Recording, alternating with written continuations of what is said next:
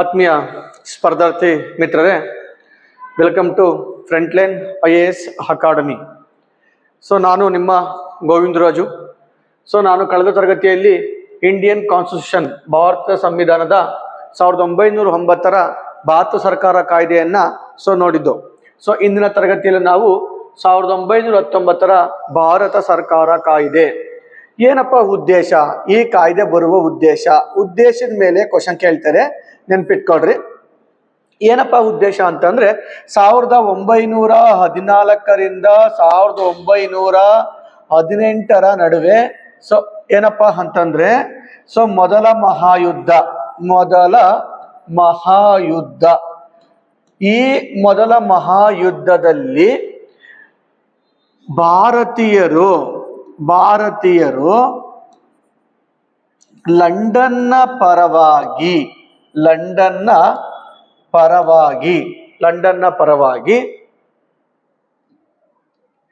ಭಾರತ ಸಹಾಯ ಮಾಡಿದ ಕಾರಣ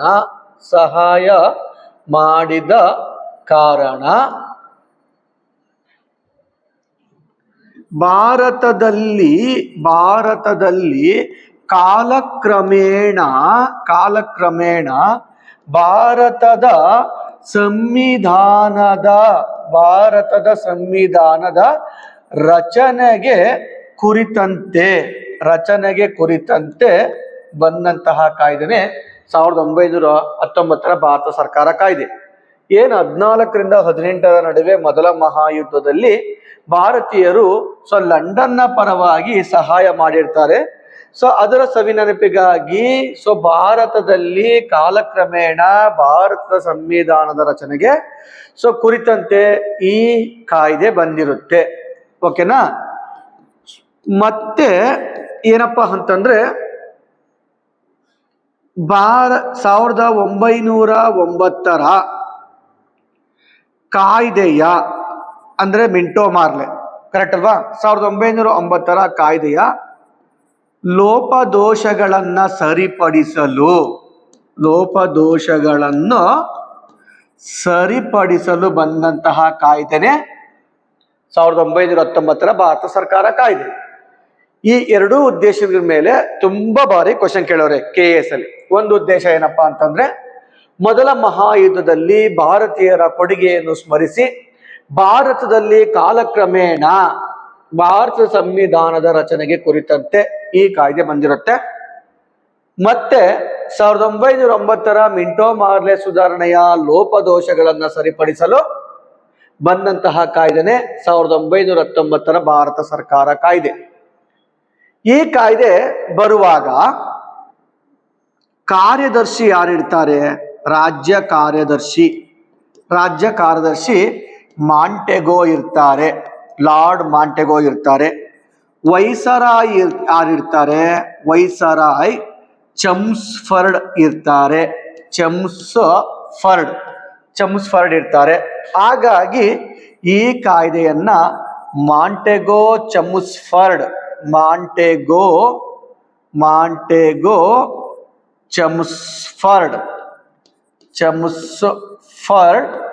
ಸುಧಾರಣೆಗಳು ಎನ್ನುವರು. 1919 ಭಾರತ ಸರ್ಕಾರ ಕಾಯ್ದೆಯನ್ನ ಮಾಂಟೆಗೋ ಚಮ್ಸ್ಫರ್ಡ್ ಸುಧಾರಣೆಗಳು ಅಂತನೂ ಕರೀತಾರೆ.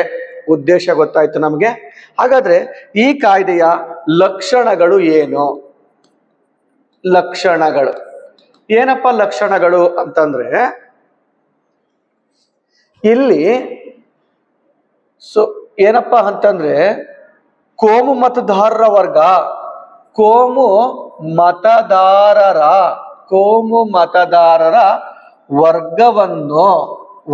ವರ್ಗವನ್ನು ಯಾರ್ಯಾರಿಗೆ?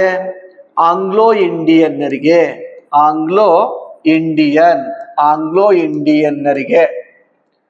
ಮತ್ತೆ ಭಾರತದ ಕ್ರಿಶ್ಚಿಯನ್ನರಿಗೆ,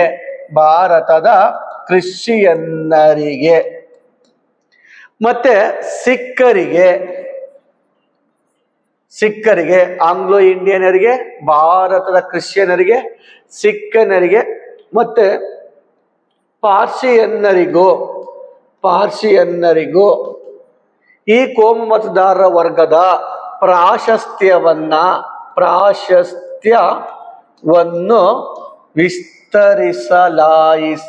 ವಿಸ್ತರಿಸಲಾಯಿತು. Very very important. ನಾವು 1909 ಮಿಂಟೋ ಮಾರ್ಲೆ ಸುಧಾರಣೆಯಲ್ಲಿ ಫಸ್ಟ್ ಟೈಮ್ ಕೋಮು ಮತದಾರರ ವರ್ಗವನ್ನು ಹುಟ್ಟು ಹಾಕಿದ್ದನ್ನು ನೋಡ್ತೀವಿ. ಮುಸ್ಲಿಂ ಸಮುದಾಯಕ್ಕೆ ಮೊಟ್ಟ ಮೊದಲ ಬಾರಿಗೆ ಪ್ರಾತಿನಿಧ್ಯ ಕೊಟ್ಟಿದ್ದನ್ನು ನೋಡ್ತೀವಿ. ಆದ್ರೆ ಇಲ್ಲಿ 1919 ಭಾರತ ಸರ್ಕಾರ ಕಾಯ್ದೆಯಲ್ಲಿ ಯಾರ್ಯಾರಿಗೆ, ಆಂಗ್ಲೋ ಇಂಡಿಯನ್ನರಿಗೆ, ಭಾರತದ ಕ್ರಿಶ್ಚಿಯನ್ನರಿಗೆ, ಸಿಖ್ಖರಿಗೆ ಮತ್ತು ಪಾರ್ಸಿಯನ್ನರಿಗೂ ಇದರ ಪ್ರಾಶಸ್ತ್ಯವನ್ನು ನೀಡುವುದರ ಮೂಲಕ ಇನ್ನಷ್ಟು ವಿಸ್ತರಿಸಲಾಯಿತು. ಇವ್ರಿಗೆಲ್ಲ ನೀಡಿ ಇಲ್ಲೊಂದು ಏನಪ್ಪಾ ಅಂತಂದ್ರೆ, ಯಾರ್ಯಾರಿಗೆ ಮತದಾನದ ಅವಕಾಶವನ್ನು ನೀಡಲಾಯಿತು? ಯಾರ್ಯಾರಿಗೆ ಅಂತಂದ್ರೆ, ಯಾರು ಶಿಕ್ಷಣವನ್ನ ಪಡೆದಿರ್ತಾರೋ, ಯಾರು ತೆರಿಗೆಗಳನ್ನ ಕಟ್ತಿರ್ತಾರೋ, ಯಾರು ಆಸ್ತಿಯನ್ನು ಹೊಂದಿರ್ತಾರೋ ಅವರಿಗೆ ಮಾತ್ರ ಮತದಾನದ ಅವಕಾಶವನ್ನ ನೀಡಲಾಯಿತು. ಮತದಾನದ ಅವಕಾಶವನ್ನು ನೀಡಲಾಯಿತು. Very very important. ಇಲ್ಲಿ ಮತ್ತೆ ಏನಪ್ಪಾ ಅಂತಂದ್ರೆ, ಮಹಿಳೆಯರಿಗೆ ಮತದಾನದ ಅವಕಾಶವನ್ನು ನೀಡಲಾಯಿತು. First time. ಸೊ ಮೊದಲ ಬಾರಿಗೆ ಮಹಿಳೆಯರಿಗೆ ಮತದಾನದ ಅವಕಾಶವನ್ನ ನೀಡಲಾಯಿತು. ರೀಸೆಂಟ್ PSI ಎಕ್ಸಾಮ್ ಅಲ್ಲಿ ಈ ಪ್ರಶ್ನೆ ಕೇಳಿದ್ದುಂಟು. ಮೊಟ್ಟ ಮೊದಲ ಬಾರಿಗೆ ಈ ಕೆಳಗಿನ ಯಾವ ಕಾಯ್ದೆಯಲ್ಲಿ ಮಹಿಳೆಯರಿಗೆ ಮತದಾನದ ಅವಕಾಶವನ್ನು ನೀಡಲಾಯಿತು? ಎಲ್ಲಿ? 1919 ಭಾರತ ಸರ್ಕಾರ ಕಾಯ್ದೆಯಲ್ಲಿ ಫಸ್ಟ್ ಟೈಮ್ ಮಹಿಳೆಯರಿಗೆ ಮತದಾನದ ಅವಕಾಶವನ್ನ ನೀಡಲಾಯಿತು. ಮತ್ತೆ ಸೊ ಇಲ್ಲಿ ಏನಪ್ಪಾ ಅಂತಂದ್ರೆ, ದ್ವಿಸರ್ಕಾರವನ್ನ ಪ್ರಾಂತೀಯ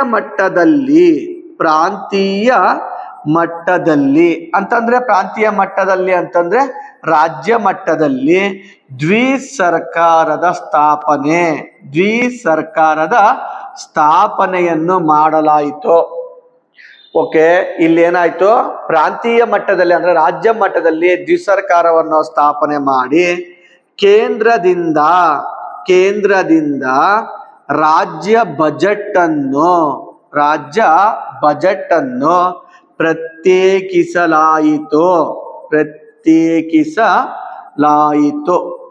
ಸೊ ತುಂಬಾ ಬಾರಿ ಎಕ್ಸಾಮ್ ಅಲ್ಲಿ ಕ್ವಶನ್ ಕೇಳ್ತಾರೆ. ಮೊಟ್ಟ ಮೊದಲ ಬಾರಿಗೆ ಸೊ ಯಾವ ಕಾಯ್ದೆಯಂತೆ ಕೇಂದ್ರ ಬಜೆಟ್ ನಿಂದ ರಾಜ್ಯ ಬಜೆಟ್ ಅನ್ನ ಪ್ರತ್ಯೇಕಿಸಿದ್ದು? 1919 ಭಾರತ ಸರ್ಕಾರ ಕಾಯ್ದೆಯಂತೆ ಏನಾಯ್ತು? ಕೇಂದ್ರದಿಂದ ರಾಜ್ಯ ಬಜೆಟ್ ಅನ್ನ ಪ್ರತ್ಯೇಕಿಸಲಾಯಿತು. ಓಕೆ, ಸೊ ಪ್ರಾಂತೀಯ ಮಟ್ಟದಲ್ಲಿ ಏನಾಯ್ತು? ದ್ವಿಸರ್ಕಾರದ ಸ್ಥಾಪನೆ. ನೋಡಿ ಫ್ರೆಂಡ್ಸ್, ದ್ವಿಸರ್ಕಾರದ ಕಾನ್ಸೆಪ್ಟ್ ಇನ್ನೊಂದ್ಸರಿ ಹೇಳ್ತೀನಿ. ನಾವು 1764 ಬಕ್ಸರ್ ಕದನದಂತೆ 1765 ರಾಬರ್ಟ್ ಕ್ಲೇವ್ ಏನಾಯ್ತು? ದ್ವಿಸರ್ಕಾರ ಸ್ಥಾಪನೆ ಮಾಡಲಾಯಿತು. ಕರೆಕ್ಟಾ? ಇದನ್ನ 1773 ರೆಗ್ಯುಲೇಟಿಂಗ್ ಆಕ್ಟ್ ಅಲ್ಲಿ ದ್ವಿಸರ್ಕಾರವನ್ನ ಏನ್ ಮಾಡಲಾಯ್ತು? ರದ್ದು ಮಾಡಲಾಯ್ತು. ಮತ್ತೆ 1784 ಫಿಟ್ಸ್ ಇಂಡಿಯಾ ಕಾಯ್ದೆಯಂತೆ ಮತ್ತೆ ದ್ವಿಸರ್ಕಾರವನ್ನ ಪ್ರಾರಂಭಿಸಲಾಯಿತು.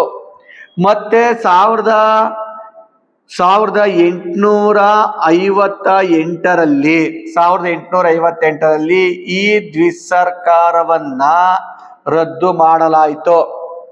ಮತ್ತೆ ಇವಾಗ 1919 ಏನ್ ಮಾಡ್ತಿದ್ದಾರೆ? ಪ್ರಾಂತೀಯ ಮಟ್ಟದಲ್ಲಿ ದ್ವಿಸರ್ಕಾರದ ಸ್ಥಾಪನೆ. ಈ ಕಾನ್ಸೆಪ್ಟ್ ಚೆನ್ನಾಗಿ ಗೊತ್ತಿರ್ಬೇಕು ಫ್ರೆಂಡ್ಸ್. ಓಕೆನಾ? ಈ ಕಾನ್ಸೆಪ್ಟ್ ಗೊತ್ತಿದ್ರೆ ಅವ್ರು ಯಾವ ರೀತಿ ಆದ್ರೂ ಕ್ವಶನ್ ಕೇಳಿದ್ರು ನಾವು ಆನ್ಸರ್ ಮಾಡ್ಬೋದು. ಮತ್ತೆ ಏನಪ್ಪಾ ಅಂತಂದ್ರೆ, ಪ್ರಮುಖವಾದಂತಹ ಲಕ್ಷಣ, ಈ ಕಾಯ್ದೆಯಂತೆ ಭಾರತೀಯರಿಗಾಗಿ ಲಂಡನ್ನಲ್ಲಿ ಹೈ ಕಮಿಷನರ್ ಹುದ್ದೆಯನ್ನು ಪ್ರಾರಂಭಿಸಲಾಯಿತು. ಹುದ್ದೆಯನ್ನು ಪ್ರಾರಂಭಿಸಲಾಯಿತು. Very very important. First time lord Steven Smith ಅಂತ ಸೊ ಮೊದಲ ಹೈ ಕಮಿಷನರ್ ಆಗಿರ್ತಾರೆ. ಲಾರ್ಡ್ ಸ್ಟೀವನ್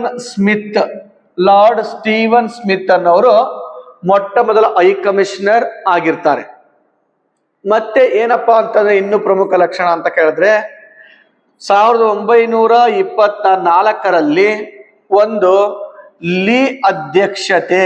ಲಾರ್ಡ್ ಲೀ ಅಧ್ಯಕ್ಷತೆಯಲ್ಲಿ ಒಂದು ರಾಯಲ್ ಕಮಿಷನ್ ಅನ್ನ ನೇಮಕ ಮಾಡ್ತಾರೆ. Royal committee. ಈ ರಾಯಲ್ ಕಮಿಷನ್ ಅಥವಾ ಲೀ ಕಮಿಷನ್ ಅಂತಾನೂ ಕರೀತಾರೆ. ಈ ಕಮಿಷನ್ ನ ವರದಿಯಂತೆ 1926ರಲ್ಲಿ ಮೊಟ್ಟ ಮೊದಲ ಬಾರಿಗೆ UPSCಯನ್ನ ಸ್ಥಾಪನೆ ಮಾಡ್ತಾರೆ.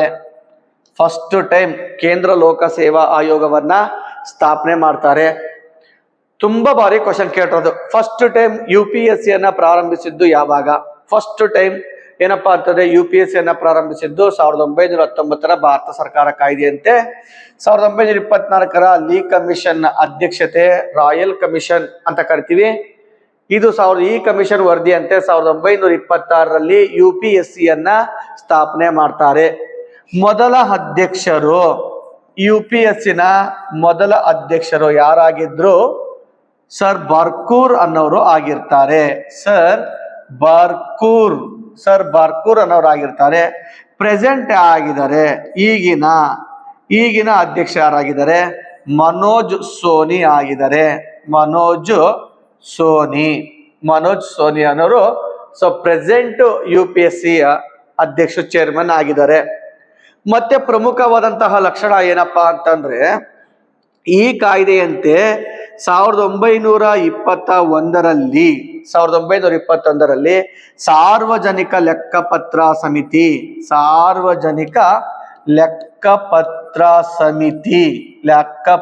ಸಮಿತಿಯನ್ನ ರಚಿಸಲಾಯಿತು. Very very important. ಈಗೇನು ಸಂಸತ್ತಿನ ಪ್ರಮುಖವಾದಂತಹ ಒಂದು ಸಮಿತಿ ಸಾರ್ವಜನಿಕ ಲೆಕ್ಕಪತ್ರ ಸಮಿತಿ ಇದೆ. ಈ ಸಾರ್ವಜನಿಕ ಲೆಕ್ಕಪತ್ರ ಸ್ಥಾಪನೆ ಆಗಿದ್ದು 1921ರಲ್ಲಿ ಈ ಕಮಿಟಿ ನೇಮಕ ಆಗಿರುತ್ತೆ. ಕರೆಕ್ಟಾ? ಸೊ ಈ ಸಾರ್ವಜನಿಕ ಲೆಕ್ಕಪತ್ರ ಸಮಿತಿಯನ್ನ ನೋಡ್ಬೇಕು ಅಂತಂದ್ರೆ ಸಾರ್ವಜನಿಕ ಲೆಕ್ಕಪತ್ರ ಸಮಿತಿಯ ಸದಸ್ಯರು ಎಷ್ಟು ಜನ ಇದ್ದಾರೆ? ಸದಸ್ಯರು ಎಷ್ಟು ಜನ ಅಂತ ಕೇಳಿದ್ರೆ ಒಟ್ಟಾರೆ 22 ಸದಸ್ಯರಿದ್ದಾರೆ. ಅದರಲ್ಲಿ ರಾಜ್ಯಸಭೆಯಿಂದ 7, ಲೋಕಸಭೆಯಿಂದ 15. ಓಕೆನಾ? ಲೋಕಸಭೆಯಿಂದ 15, ರಾಜ್ಯಸಭೆಯಲ್ಲಿ 7, ಒಟ್ಟಾರೆ ಎಷ್ಟು? 22. ಈ ಸಾರ್ವಜನಿಕ ಲೆಕ್ಕಪತ್ರ ಸಮಿತಿಯ ಅಧ್ಯಕ್ಷರು ಯಾರಾಗಿರ್ತಾರೆ? ಅಧ್ಯಕ್ಷರು ವಿರೋಧ ಪಕ್ಷದ ಸದಸ್ಯನಾಗಿರ್ತಾನೆ. ವಿರೋಧ ಪಕ್ಷದ ಸದಸ್ಯನು ಏನಾಗಿರ್ತಾನೆ? ಅಧ್ಯಕ್ಷ ಆಗಿರ್ತಾನೆ. ಈ ಅಧ್ಯಕ್ಷನ ಅಧಿಕಾರದ ಅವಧಿ 1 ವರ್ಷ ಇರುತ್ತೆ. ಇಷ್ಟು ಪ್ರಮುಖವಾದಂತಹ ಲಕ್ಷಣಗಳು 1919ರ ಭಾರತ ಸರ್ಕಾರ ಕಾಯ್ದೆಯ ಪ್ರಮುಖ ಲಕ್ಷಣಗಳು. ನೋಡಿ, ಸೊ ಇನ್ನೊಂದ್ಸರಿ ಹೇಳ್ತೀನಿ, ಲಕ್ಷಣಗಳು ಗೊತ್ತಾಯ್ತು ನಿಮ್ಗೆ. ಸೊ ಏನಪ್ಪಾ ಅಂತಂದ್ರೆ ಇಲ್ಲಿ ಕೋಮು ಮತದಾರ ವರ್ಗವನ್ನ ಇನ್ನಷ್ಟು ವಿಸ್ತರಿಸ್ತಾರೆ. ಆಂಗ್ಲೋ ಇಂಡಿಯನರಿಗೆ, ಭಾರತ ಕ್ರಿಶ್ಚಿಯನರಿಗೆ, ಸಿಖ್ಖನರಿಗೆ ಮತ್ತು ಪರ್ಷಿಯನರಿಗೂ ಇವರ ಪ್ರಾಶಸ್ತ್ಯವನ್ನ ಸೊ ಏನ್ ಮಾಡ್ತು, ಇವ್ರಿಗೂ ಸಹ ಏನಾಯ್ತು, ಈ ಕೋಮು ಮತದಾರರ ವರ್ಗ, ಈ ಎಲೆಕ್ಟ್ರೋಲ್ ಕಮ್ಯುನಲ್ ಅಂತ ಕರಿತೀವಲ್ಲ, ಸೊ ಇದನ್ನ ನಾವು ಏನಾಯ್ತು, ಇವ್ರಿಗೂ ಸಹ ಪ್ರಾಶಸ್ತ್ಯವನ್ನ ನೀಡಲಾಯ್ತು. ಆದ್ರೆ ಇವರಿಗೆ ಒಂದು ಏನಪ್ಪಾ ಅಂತಾರೆ, ಮತದಾನದ ಅವಕಾಶವನ್ನು ಹೇಗ್ ನೀಡಲಾಯ್ತು ಅಂತಂದ್ರೆ, ಯಾರು ಶಿಕ್ಷಣವನ್ನ ಪಡೆದಿರ್ತಾರೆ, ಯಾರು ತೆರಿಗೆಯನ್ನ ಕಟ್ತಿರ್ತಾರೆ, ಯಾರು ಆಸ್ತಿಯನ್ನ ಕಟ್ತಿರ್ತಾರೆ, ಅವ್ರಿಗೆ ಮಾತ್ರ ಮತದಾನದ ಅವಕಾಶವನ್ನ ನೀಡಲಾಯಿತು. ಮತ್ತೆ ಮೊದಲ ಬಾರಿಗೆ ಮಹಿಳೆಯರಿಗೆ ಮತದಾನದ ಅವಕಾಶವನ್ನ ನೀಡಲಾಯಿತು. ಮತ್ತೆ ಪ್ರಾಂತೀಯ ಮಟ್ಟದಲ್ಲಿ ದ್ವಿಸರ್ಕಾರ ಸ್ಥಾಪನೆಯನ್ನ ಮಾಡಲಾಯಿತು. ಕೇಂದ್ರದಿಂದ ರಾಜ್ಯ ಬಜೆಟ್ ಅನ್ನ ಪ್ರತ್ಯೇಕಿಸಲಾಯಿತು. ಮತ್ತೆ ಇಲ್ಲಿ ಭಾರತೀಯರಿಗಾಗಿ ಲಂಡನ್ ನಲ್ಲಿ ಹೈ ಕಮಿಷನರ್ ಹುದ್ದೆಯನ್ನ ಪ್ರಾರಂಭಿಸಲಾಯಿತು. ಮೊಟ್ಟ ಮೊದಲ high commissioner lord Steven Smith ಆಗಿರ್ತಾರೆ. ಈ ಕಾಯ್ದೆಯಂತೆ 1924ರಲ್ಲಿ ಒಂದು ಲೀ ಅಧ್ಯಕ್ಷತೆಯಲ್ಲಿ ರಾಯಲ್ ಕಮಿಷನ್ ಅನ್ನು ನೇಮಕ ಮಾಡ್ತಾರೆ. ಈ ರಾಯಲ್ ಕಮಿಷನ್ ಶಿಫಾರಸಿನಂತೆ 1926ರಲ್ಲಿ UPSC ಸ್ಥಾಪನೆ ಮಾಡ್ತಾರೆ. ಮೊದಲ ಅಧ್ಯಕ್ಷರು ಸರ್ ಬರ್ಕೂರ್ ಆಗಿರ್ತಾರೆ. ಪ್ರೆಸೆಂಟ್ ಈಗ ಮನೋಜ್ ಸೋನಿ ಇದ್ದಾರೆ. ಮತ್ತೆ ವೆರಿ ವೆರಿ ಇಂಪಾರ್ಟೆಂಟ್, ಈ ಕಾಯ್ದೆಯಂತೆ 1921ರಲ್ಲಿ ಸಾರ್ವಜನಿಕ ಲೆಕ್ಕಪತ್ರ ಸಮಿತಿಯೊಂದನ್ನ ರಚಿಸಲಾಯಿತು. ಸೊ ಪ್ರೆಸೆಂಟ್ ಈಗಲೂ ಸಾರ್ವಜನಿಕ ಲೆಕ್ಕಪತ್ರ ಸಮಿತಿ ಇರೋದನ್ನ ನೋಡ್ತೀವಿ. ಸದಸ್ಯರು 22 ಜನ, ರಾಜ್ಯಸಭೆಯಿಂದ 7 ಜನ ಇರ್ತಾರೆ, ಲೋಕಸಭೆಯಿಂದ 15 ಜನ ಇರ್ತಾರೆ. ಒಟ್ಟಾರೆ 22 ಜನ. ಅಧ್ಯಕ್ಷರು ಯಾರಾಗಿರ್ತಾರೆ? ವಿರೋಧ ಪಕ್ಷದ ಸದಸ್ಯನು ಈ ಸಮಿತಿಯ ಅಧ್ಯಕ್ಷನು ಆಗಿರ್ತಾನೆ. ಇವರ ಅಧಿಕಾರದ ಅವಧಿ 1 ವರ್ಷ ಆಗಿರುತ್ತೆ. ಮತ್ತೆ ಮಂತ್ರಿಗಳು ಈ ಕಮಿಟಿಯ ಸದಸ್ಯನಾಗಿರುವಂತಿಲ್ಲ. ಇದು 1919ರ ಭಾರತ ಸರ್ಕಾರ ಕಾಯ್ದೆ. ಸೊ ಇದಾದ್ಮೇಲೆ ಏನಪ್ಪಾ ಅಂತಾರೆ, ನಮ್ಗೆ ಸೈಮನ್ ಆಯೋಗ. ಸೈಮನ್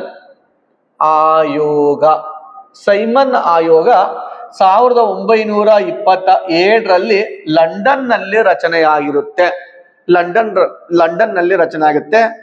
ಈ ಸೈಮನ್ ಆಯೋಗದ ಸದಸ್ಯರು ಎಷ್ಟು ಜನ ಇರ್ತಾರೆ ಅಂತ ಕೇಳಿದ್ರೆ 7 ಜನ ಇರ್ತಾರೆ. ಸರ್ ಸೈಮನ್ ಅನ್ನೋನು ಈ ಆಯೋಗದ ಅಧ್ಯಕ್ಷತೆ ಆಗಿರ್ತದೆ. ಈ ಸೈಮನ್ ಆಯೋಗ ಭಾರತಕ್ಕೆ ಬಂದದ್ದು ಅಧಿಕೃತವಾಗಿ 1928ರಲ್ಲಿ. ಭಾರತಕ್ಕೆ ಅಧಿಕೃತವಾಗಿ ಬಂದದ್ದು ಯಾವಾಗ? ಸೈಮನ್ ಆಯೋಗ 1928ರಲ್ಲಿ. ಏನಕ್ಕೆ ಈ ಆಯೋಗ ಬಂದಿರುತ್ತೆ ಅಂತ ಕೇಳಿದ್ರೆ, ಸದಸ್ಯರೆಲ್ಲ 7 ಜನ ಇರ್ತಾರೆ. ಎಲ್ಲರೂ ಸಹ ಏನಾಗಿರ್ತಾರೆ? ಬಿಳಿಯರೇ ಆಗಿರ್ತಾರೆ. ಎಲ್ಲರೂ ಏನಾಗಿರ್ತಾರೆ? ಬಿಳಿಯರೇ ಆಗಿರ್ತಾರೆ. ಬಿಳಿಯರೇ ಮೀನ್ಸ್ ಬ್ರಿಟಿಷರು ಅಲ್ವಾ? ಎಲ್ಲರೂ ಈ ಮೆಂಬರ್ಸ್ ಎಲ್ಲ ಏನಾಗಿರ್ತಾರೆ? ಎಲ್ಲರೂ ಬಿಳಿಯರಾಗಿರ್ತಾರೆ. ಉದ್ದೇಶ ಏನು? ಏನಕ್ಕೆ ಬಂದಿರುತ್ತೆ ಸೈಮನ್ ಆಯೋಗ ಅಂತ ಕೇಳಿದ್ರೆ, ಮುಂಬರುವಂತಹ 1930ರಿಂದ 1932ರ ನಡುವೆ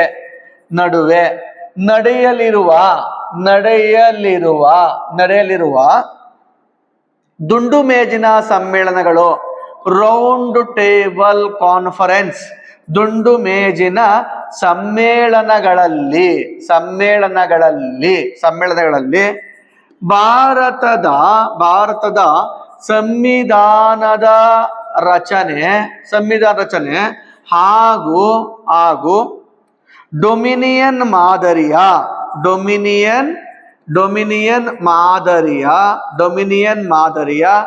ಸರ್ಕಾರದ ರಚನೆಗೆ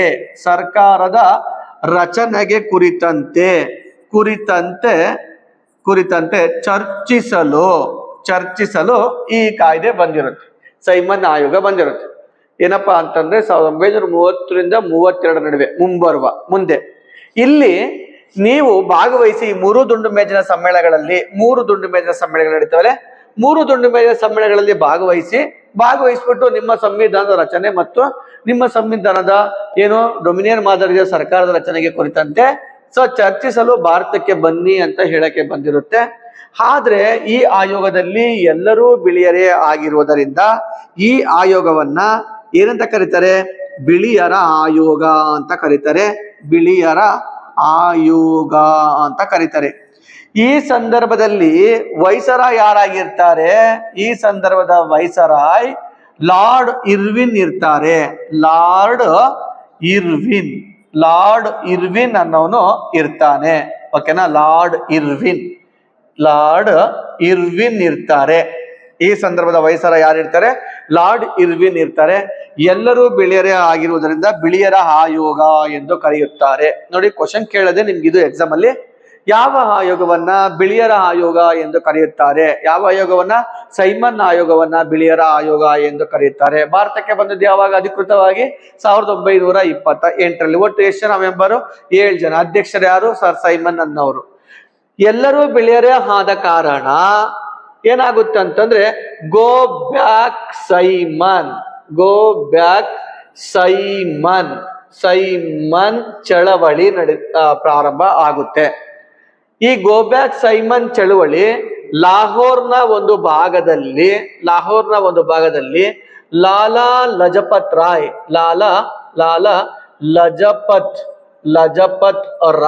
ಮುಂದಾಳತ್ವದಲ್ಲಿ ಗೋ ಬ್ಯಾಕ್ ಸೈಮನ್ ಚಳವಳಿ ಲಾಹೋರ್ನಲ್ಲಿ ನಡೀತದೆ. ಇಲ್ಲಿ ಈ ಚಳುವಳಿಯಲ್ಲಿ ಬ್ರಿಟಿಷರ ಲಾಠಿ ಏಟಿನಿಂದ ಏನಾಗ್ತಾರೆ? ಮರಣವಂತಾರೆ. ಲಾಠಿ ಏಟಿನಿಂದ ಲಾಲಾ ಲಜಪತ್ ರಾಯ್ ಅವರು ಮರಣವಂತಾರೆ. ತುಂಬಾ ಎಕ್ಸಾಮ್ ಅಲ್ಲಿ ಕ್ವಶನ್ ಕೇಳಿರೋದು, ಲಾಲಾ ಲಜಪತ್ ರಾಯ್ ಈ ಕೆಳಗಿನ ಯಾವ ಘಟನೆಯಲ್ಲಿ ನಿಧನ ಹೊಂದಿದರು ಅಂತ ಕ್ವಶನ್ ಕೇಳ್ತಾರೆ. ಯಾವುದು? ಗೋ ಬ್ಯಾಕ್ ಸೈಮನ್ ಚಳವಳಿಯಲ್ಲಿ ಲಾಲಾ ಲಜಪತ್ ರಾಯ್ ಅವರು ಏನಾಗ್ತಾರೆ, ನಿಧನವಂತಾರೆ. ಈ ನಿಧನ ಹೊಂದುವಂತಹ ಸಂದರ್ಭದಲ್ಲಿ ಅವರ ಒಂದು ಹೇಳಿಕೆ ಏನಪ್ಪಾ ಅಂತಂದ್ರೆ, ಬ್ರಿಟಿಷರ ಒಂದೊಂದು ಲಾಠಿ ಏಟುಗಳು, ನನ್ನ ಮೈ ಮೇಲೆ ಬಿದ್ದಂತಹ ಬ್ರಿಟಿಷರ ಒಂದೊಂದು ಲಾಠಿ ಏಟುಗಳು, ಬ್ರಿಟಿಷರ ಆಡಳಿತದ ಶವದ ಪೆಟ್ಟಿಗೆಯ ಮೇಲೆ ಹೊಡೆದಂತಹ ಕೊನೆಯ ಮಳೆಗಳು ಅನ್ನುವಂತಹ ಒಂದು ಹೇಳಿಕೆ ಈ ಸಂದರ್ಭದಲ್ಲಿ ಲಾಲಾ ಲಜಪತ್ ರಾಯ್ ಅವರು ಹೇಳೋದನ್ನ ನಾವು ನೋಡ್ತೀವಿ. ಇದಾದ್ಮೇಲೆ ವೆರಿ ವೆರಿ ಇಂಪಾರ್ಟೆಂಟ್ ಅಂತ ಬಂದಾಗ ನಮ್ಗೆ 1935 ಭಾರತ ಸರ್ಕಾರ ಕಾಯ್ದೆ, 35 ಭಾರತ ಸರ್ಕಾರ ಕಾಯ್ದೆ. ಈ ಕಾಯ್ದೆಯ ಉದ್ದೇಶಗಳು ಏನು? 2014 ಮತ್ತು 20 ಎರಡೂ KS ಪೇಪರ್ ಅಲ್ಲಿ 1935 ಭಾರತ ಸರ್ಕಾರ ಕಾಯ್ದೆ ಉದ್ದೇಶಗಳು ಕೇಳುವುದನ್ನ ನಾವು ನೋಡ್ತೀವಿ. ಎರಡೂ ಪ್ರಶ್ನೆ ಪತ್ರಿಕೆಗಳಲ್ಲಿ ರಿಪೀಟ್ ಕೇಳಿರ್ತದ್ರು. ಏನಪ್ಪಾ ಉದ್ದೇಶಗಳು ಅಂತ ಕೇಳಿದಾಗ, ಒಂದು ಉದ್ದೇಶ ಏನಪ್ಪಾ ಅಂತಂದ್ರೆ, ಭಾರತ ಸಂವಿಧಾನದ ನೀಲಿ ನಕಾಶೆಯನ್ನ ತಯಾರಿಸಲು, ಬ್ಲೂ ಪ್ರಿಂಟ್, ಭಾರತ ಸಂವಿಧಾನದ ಬ್ಲೂ ಪ್ರಿಂಟ್ ಅನ್ನ ತಯಾರು ಮಾಡುವ ಉದ್ದೇಶ. ಇನ್ನೊಂದು ಉದ್ದೇಶ ಏನಪ್ಪಾ ಅಂತಂದ್ರೆ, ಬ್ರಿಟಿಷ್ ಪ್ರಾಂತ್ಯಗಳು ದೇಶೀಯ ಸಂಸ್ಥಾನಗಳು ಸೇರಿದಂತೆ ಅಖಿಲ ಭಾರತ ಒಕ್ಕೂಟವನ್ನು ರಚಿಸುವ ಉದ್ದೇಶ. ಏನ್ ನಮ್ಮಲ್ಲಿ ಬ್ರಿಟಿಷ್ ಪ್ರಾಂತ್ಯಗಳು, ಭಾರತ ಪ್ರಾಂತ್ಯಗಳು ಅಂತಿರ್ತವೆ, ದೇಶೀಯ ಸಂಸ್ಥಾನಗಳು ಅಂತಿರ್ತವೆ. ಇವೆಲ್ಲವನ್ನೂ ಒಳಗೊಂಡಂತೆ ಒಂದು ಅಖಿಲ ಭಾರತ ಒಕ್ಕೂಟವನ್ನ ರಚಿಸುವ ಉದ್ದೇಶದಿಂದ ಈ ಕಾಯ್ದೆ ಜಾರಿಗೆ ಬಂದಿರುತ್ತೆ. ಇನ್ನೊಂದು ಉದ್ದೇಶ ಏನಪ್ಪಾ ಅಂತಂದ್ರೆ, ಚುನಾಯಿತ ಪ್ರತಿನಿಧಿಗಳಿಂದ ಕೂಡಿದ ಸ್ವರಾಜ್ಯ ಸ್ಥಾಪನೆ ಮಾಡುವ ಉದ್ದೇಶ. ಈ ಮೂರೂ ಉದ್ದೇಶಗಳು ಹಿಂಗೆ ಎಕ್ಸಾಂಪಲ್ ಕ್ವಶನ್ ಕೇಳ್ತೇನೆ. ಎ ಸರಿ, ಬಿ ಸರಿ, ಸಿ ಸರಿ, ಈ ಮೇಲಿನ ಎಲ್ಲವೂ ಸರಿ. 2014 KS ಪೇಪರು, 2020 KS ಪೇಪರು, ಎರಡೂ ಪೇಪರ್ ಅಲ್ಲಿ ಈ ಪ್ರಶ್ನೆ ರಿಪೀಟ್ ಆಗಿರೋದನ್ನ ನಾವು ನೋಡ್ತೀವಿ. ಒಂದು ಏನು, ಭಾರತ ಸಂವಿಧಾನದ ನೀಲಿ ನಕಾಶೆಯನ್ನು ತಯಾರಿಸಲು. ಇನ್ನೊಂದು ಬ್ರಿಟಿಷ್ ಪ್ರಾಂತ್ಯಗಳು, ಭಾರತ ಪ್ರಾಂತ್ಯಗಳು, ದೇಶೀಯ ಸಂಸ್ಥಾನಗಳು ಸೇರಿದಂತೆ ಅಖಿಲ ಭಾರತ ಒಕ್ಕೂಟವನ್ನ ನಿರ್ಮಾಣ ಮಾಡುವುದು. ಮತ್ತೆ ಚುನಾಯಿತ ಪ್ರತಿನಿಧಿಗಳಿಂದ ಕೂಡಿದ ಸ್ವರಾಜ್ಯದ ಸ್ಥಾಪನೆಯನ್ನ ಮಾಡುವುದು. ಈ ಮೂರು ಉದ್ದೇಶಗಳು ಪ್ರಮುಖವಾದಂತಹ ಉದ್ದೇಶಗಳು. ಇನ್ನು ಈ ಕಾಯ್ದೆಯ ಪ್ರಮುಖ ಲಕ್ಷಣಗಳು ಏನಪ್ಪಾ ಅಂತಂದ್ರೆ, ಒಂದು, ಕೇಂದ್ರ ಮತ್ತು ರಾಜ್ಯಗಳ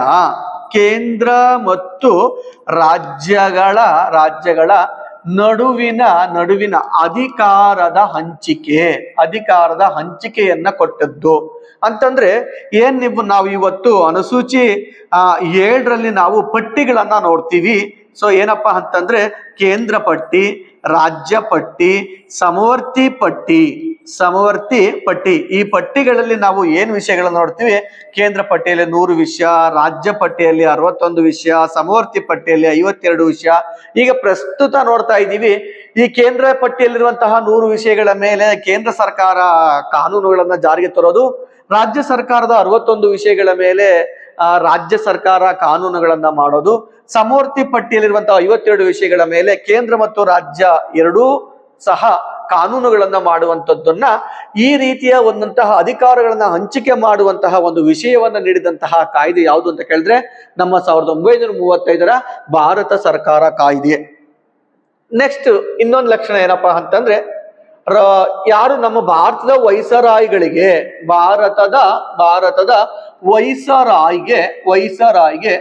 ಒಂದು ವೆರಿ ವೆರಿ ಇಂಪಾರ್ಟೆಂಟ್ ಶೇಷಾಧಿಕಾರವನ್ನ ನೀಡಲಾಯಿತು. ಶೇಷಾಧಿಕಾರ ನೀಡತ್ತೆ. ಏನ್ ಶೇಷಾಧಿಕಾರ ಅಂತಂದ್ರೆ, ಸೊ ಕೇಂದ್ರದ ಶೇಷಾಧಿಕಾರ ಅಂತ ಕರಿತೀವಿ.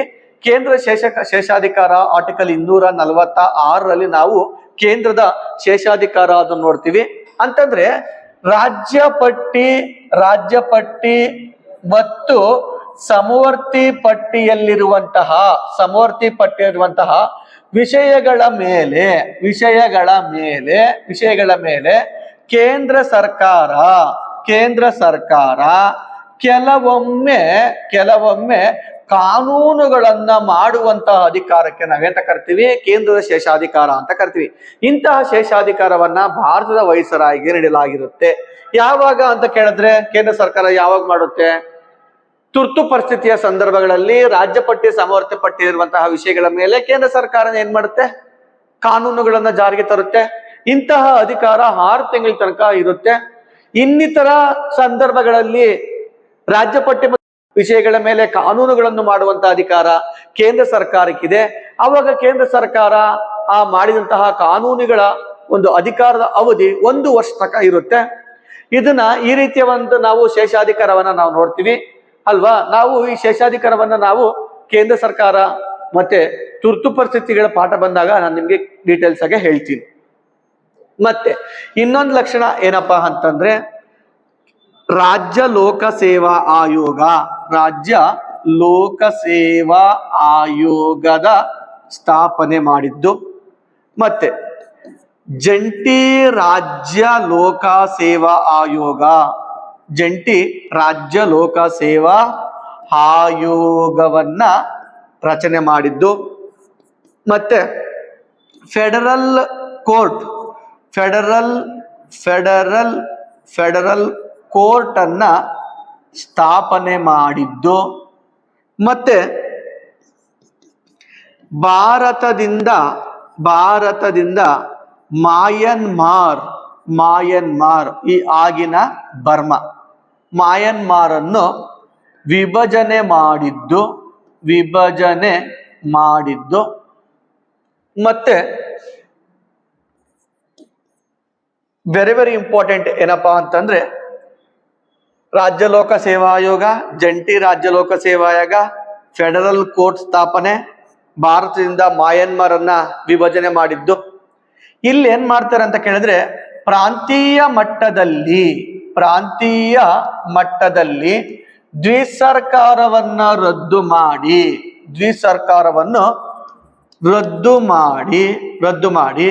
ಕೇಂದ್ರ ಮಟ್ಟದಲ್ಲಿ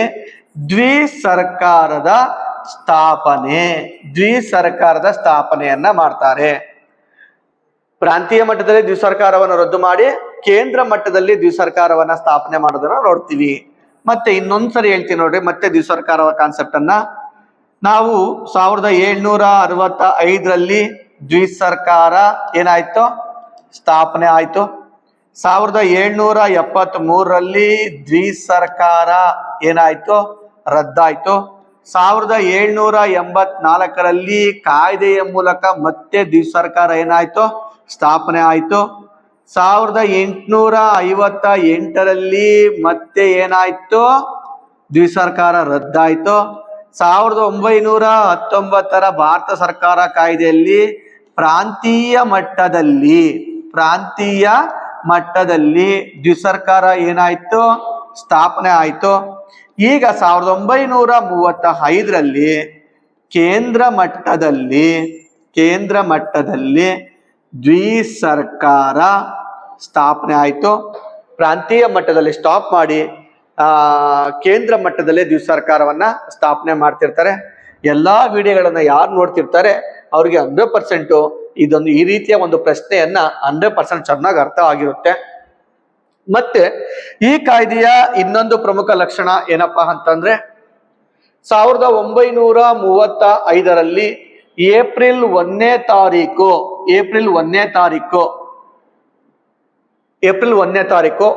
RBI ಸ್ಥಾಪನೆ ಇಲ್ಟನ್ ಯಂಗ್ ಕಮಿಟಿಯ ಶಿಫಾರಸಿನಂತೆ.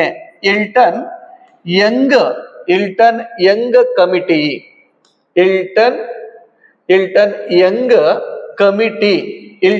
ಕಮಿಟಿಯ ಶಿಫಾರಸಿನಂತೆ ರಿಸರ್ವ್ ಬ್ಯಾಂಕ್ ಆಫ್ ಇಂಡಿಯಾ ಸ್ಥಾಪನೆಯನ್ನ ನಾವು ನೋಡ್ತೀವಿ.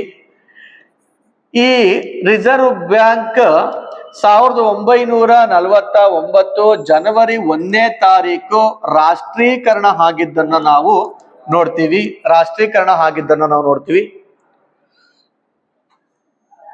ಎ.ಓ.